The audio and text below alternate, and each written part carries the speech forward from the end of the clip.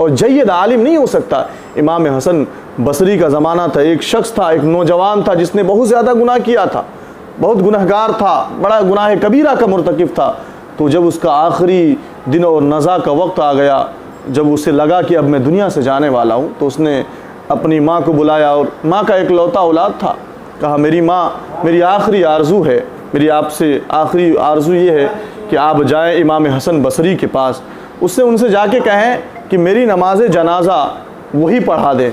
मेरी आरज़ू है कि वो मेरी नमाज जनाजा पढ़ा देंगे तो अल्लाह तबारक व तआला की ज़ात से उम्मीद है कि मौला मुझे बख्श देगा। तो इस वाक़या, इस बात से मुझे ये भी सबक मिलता है कि उलमा की सोहबत, आलिमों की सोहबत, अच्छे लोगों की सोहबत हमें इख्तियार करना चाहिए, क्योंकि ये हमें सही रास्ता दिखाते हैं, हमें ये जो है राह मुस्तकीम पर गामज़न का तरीक़ा बताते हैं। इमाम हसन बसरी के पास वो नौजवान की वालदा जाती हैं, कहते हैं, इमाम हसन बसरी, मैं एक फ़रियाद लेकर के आया हूँ, मेरा बेटा है जो जागनी के आलम में है, ये दुनिया छोड़ने वाला है, और उसकी आखिरी ख्वाहिश है, आरज़ू है कि आप जो है उसकी नमाज जनाजा पढ़ा दें। वो नौजवान गुनाहगार था, गुनाह कबीरा का मुर्तकिब था, इमाम हसन बसरी भी जानते थे। वो कहने लगे, तुम्हारा बेटा बहुत बड़ा गुनाहगार है, मैं उसकी नमाज जनाजा नहीं पढ़ाऊँगा, वो जो है सरेआम अय्याशियाँ करता है, गुनाह करता है, शराब नोशी करता है, तो मैं उसकी जनाजे की नमाज नहीं पढ़ाऊँगा। इमाम हसन बसरी के दरवाज़े से उस नौजवान की वालिदा मायूस होकर पलट आती है।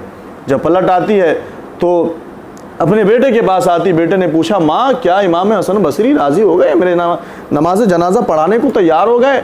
वो कहते ही हैं कि नहीं बेटा, उन्होंने इनकार कर दिया।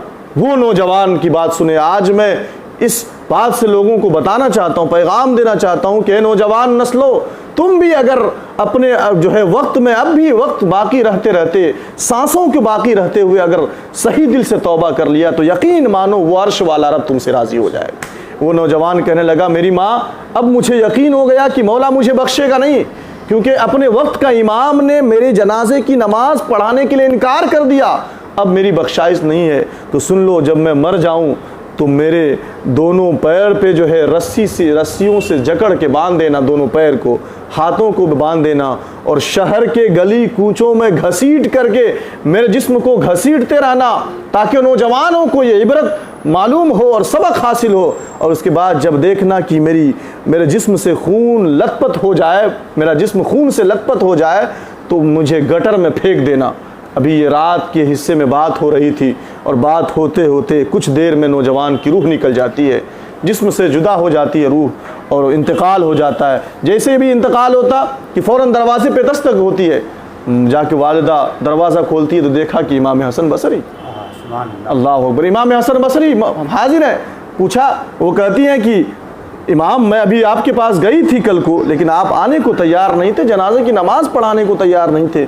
आखिर मामला क्या है कि आप अभी रात के कुछ हिस्से में, और अभी अभी मेरे बेटे की रूह जो है जिस्म से जुदा हुई है। कहा, ए बूढ़ी शख्स, ए खातून, मैं अपने घर में था, मुझे ख्वाब आई कि इमाम हसन बसरी, तू कौन होता है कि मेरे बंदे को तुम मायूस कर दो? तू कौन होता है मायूस करने वाला? अगर मैं माफ़ी पे आ जाऊं तो मैं गुनाह कबीरा का मुर्तकिब सही, लेकिन उस बंदे को मैं अपनी बख्शिश का परवाना अता कर देता हूं। अल्लाह अकबर। फिर ज़माने ने देखा कि इमाम हसन बसरी ने उस नौजवान की जनाजे की नमाज ही नहीं पढ़ाई, बल्कि उसकी जो है उसको गुस्ल भी दिया, उसको जो है कफन भी पहनाया अपने हाथों से, फिर अपने से जनाजे भी पढ़ाए, फिर उसके कब्र शरीफ में भी उतरे।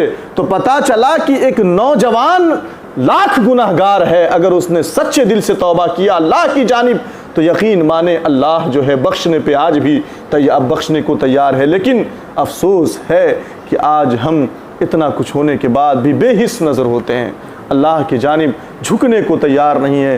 तो बस मेरा ये ईद जो पैगाम है कि लोगों, ईद आने वाली है 1-2 दिन के अंदर, तो अभी भी अगर आपने किसी गुरबा मसाकीन की मदद नहीं किए हैं तो अभी भी आपके पास वक्त है। आप जाएं, देखें कि आपके पड़ोस में कौन कमज़ोर तबके के लोग हैं, किसके घरों में किसके बच्चे बिलक रहे हैं। आज तो कुछ लोग ऐसे भी हैं, हमने देखा है कि जिनके पास 2-2, 3-3 बच्चियां हैं, उनके पास रिस्क से, तंगी से परेशान है, वो बच्चों को उनकी ख्वाहिश के मुताबिक कपड़े नहीं दे पाते हैं, तो बच्चे ज़िद करते हैं, लेकिन वो मजबूरी है, उनके पास पैसे नहीं है।